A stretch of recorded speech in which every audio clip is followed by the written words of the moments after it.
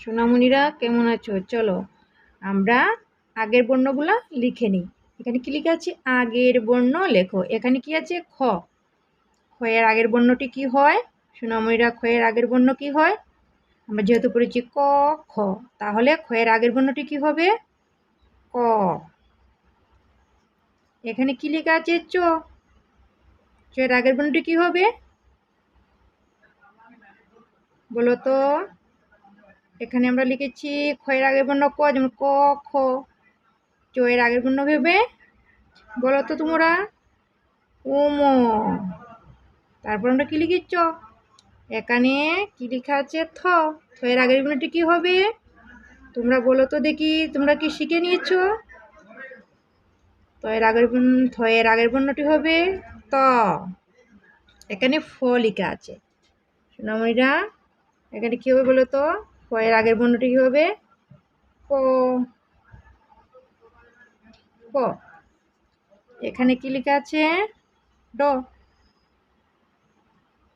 এর আগের বর্ণটি হবে কি হবে বলো তো?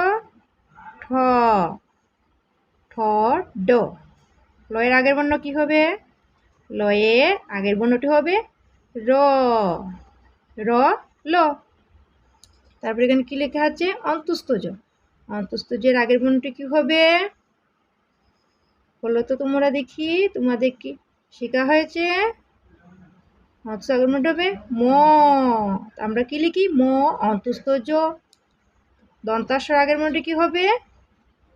এই যে এখানে দন্তাস্ব আছে, দন্তাস্বর আগের বর্ণটি কি হবে? মূর্ধন্যাস্ব। তারপর আমরা দন্তাস্ব লিখি। এখন আমরা শিখব পরের বর্ণ লেখো। এখানে কি লেখা আছে? পরের বর্ণটি লেখো। মানে আমরা পরের বর্ণটি লিখব। এখানে কি লেখা আছে? ক।